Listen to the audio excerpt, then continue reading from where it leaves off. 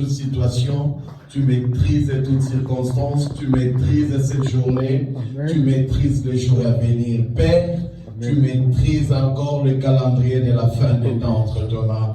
Que toute la gloire te revienne, que tout l'honneur te revienne, Dieu de gloire. Que s'il y a des guerres sur la terre, Seigneur, tout était dans le calendrier divin. Que s'il y a des troubles, il y a des famines, tout était dans le calendrier divin. Seigneur, nous te disons merci de nous avoir bénis cet instant et merci d'avoir béni ta parole, que toute la gloire te revienne. Au nom de Jésus de Nazareth. Amen. Amen. Amen. Être Jésus comme Seigneur et Sauveur. Ça, je croyais tout le monde allait dire un grand Amen. Encore. Vous savez, sans Christ, on ne peut rien faire. Sans Christ, on ne peut rien faire. Et la Bible dit que celui qui a le Fils a la vie. Et celui qui n'a pas le Fils a la mort. Mais toi, tu as le Fils. Que le Seigneur soit glorifié pour cet instant. Je vais vraiment commencer cet après-midi. Ça fait quelques jours, je sentais tellement, j'ai parlé cette semaine, on a beaucoup parlé de Psaume 127, que comme quoi les enfants, nos enfants, étaient l'héritage de Dieu.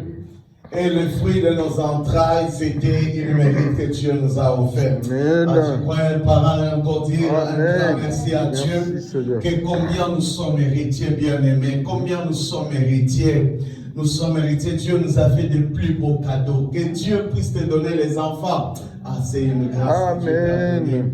J'ai prié même pour tous ceux qui nous suivent à distance, même dans les YouTube, même dans tous ces extraits, que Dieu leur donne des enfants au nom de Jésus de Nazareth.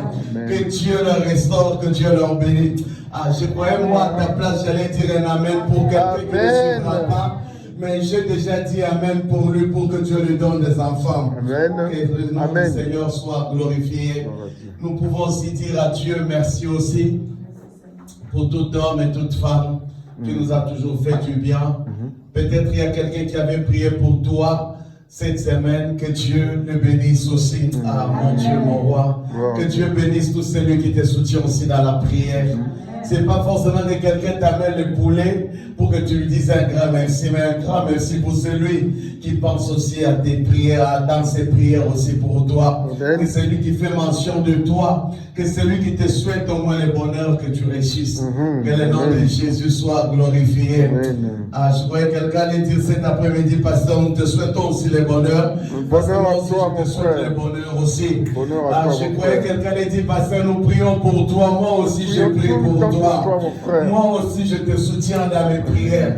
Je sais que demain, tu réussiras au nom de Jésus de Nazareth.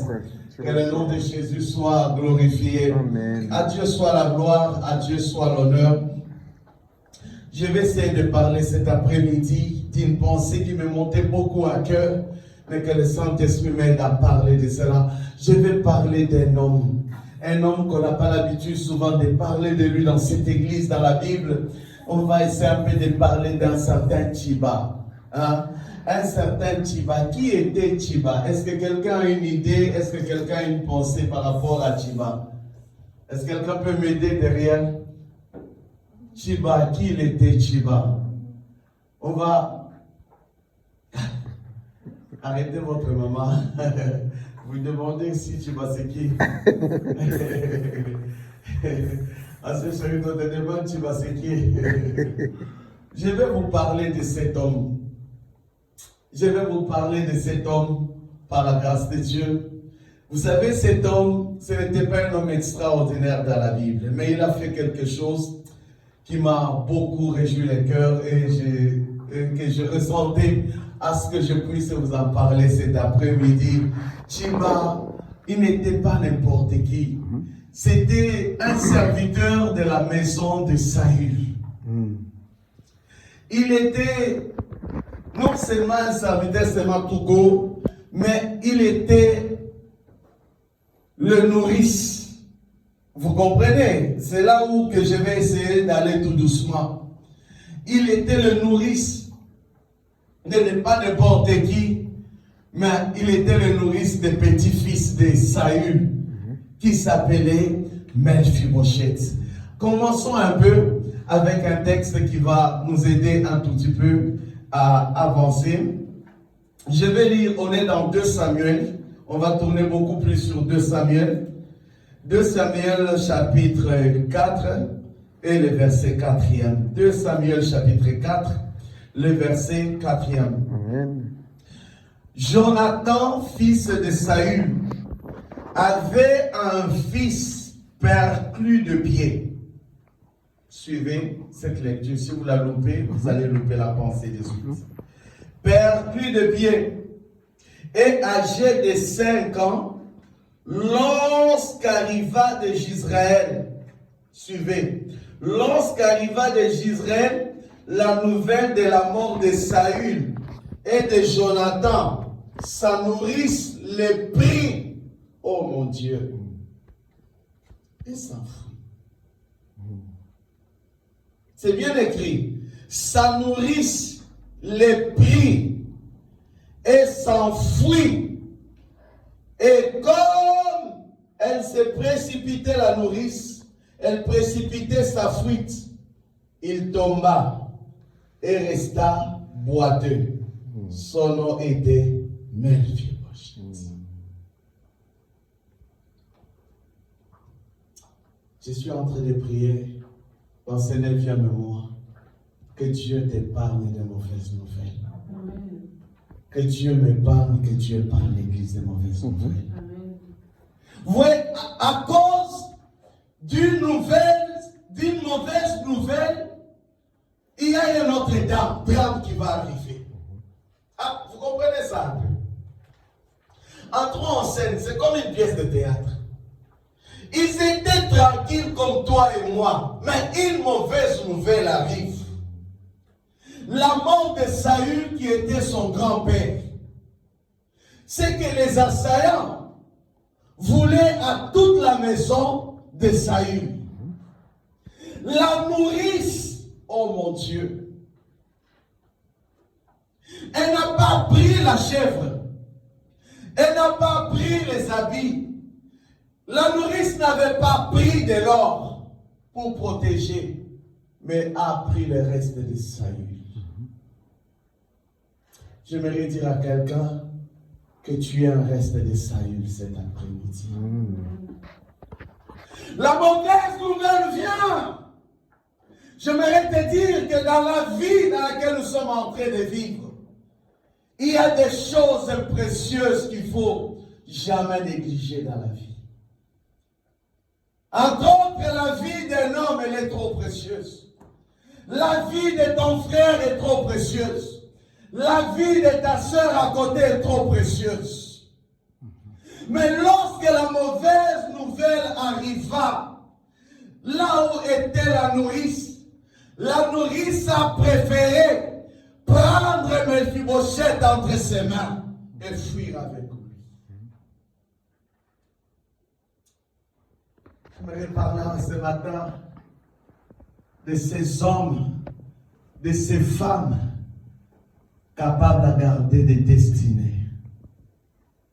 Vous savez, aujourd'hui, l'échec de foi de nos destinées, l'échec de foi, peut-être le problème que nous avons de foi dans nos vies, ce n'est pas dû parce qu'on n'a pas travaillé, ce n'est pas dû parce qu'on n'a pas fait des efforts, mais ceux-là autrefois qui nous ont gardés sont aussi des fois auteurs de nos échecs ou de notre échec ou de notre réussite.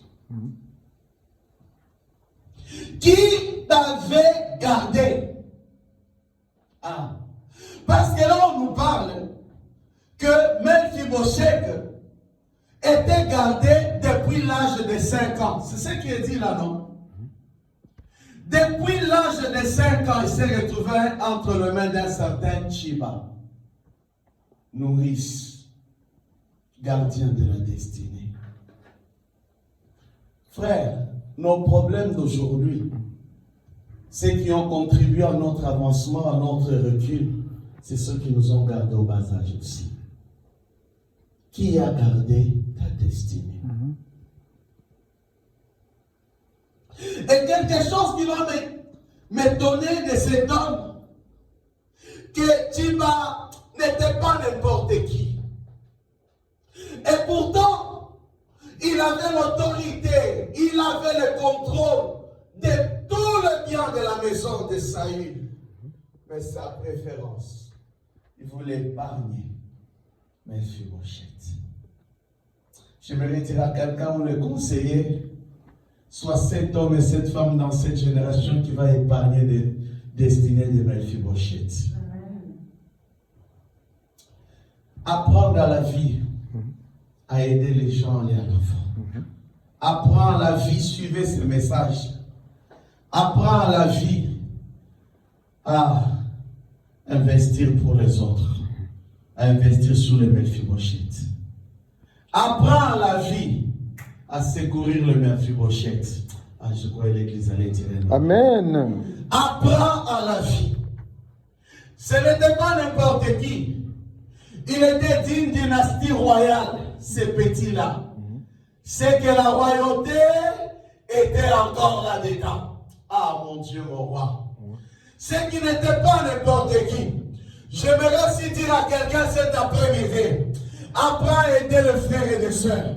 Ce ne sont pas de n'importe qui. C'est le reste de Jésus-Christ de Nazareth. Ah, la Bible déclare Christ en nous, l'espérance de la gloire. Laisse-moi te dire que celui qui a Jésus peut traverser dans la vallée, il s'en sortira. Amen. Peut traverser dans la tempête, il s'en sortira. C'est là où Esaïe a dit que vous allez traverser des fleuves, mais l'eau ne va pas vous noyer. Ta barque ne connaîtra jamais de naufrage. Tu vas traverser dans le feu. Shadrach, Meshach ont traversé dans le feu. Mais le feu ne pouvait rien contre eux. Parce que Jésus c'est le feu dévorant. Parce que Jésus c'est le créateur. Parce que Jésus c'est celui qui a créé de l'eau. Le fleuve ne peut rien contre Jésus. Christ en toi. Peut-être il a gardé Mephibosheth. Parce qu'en lui il y avait encore le sang de la royauté.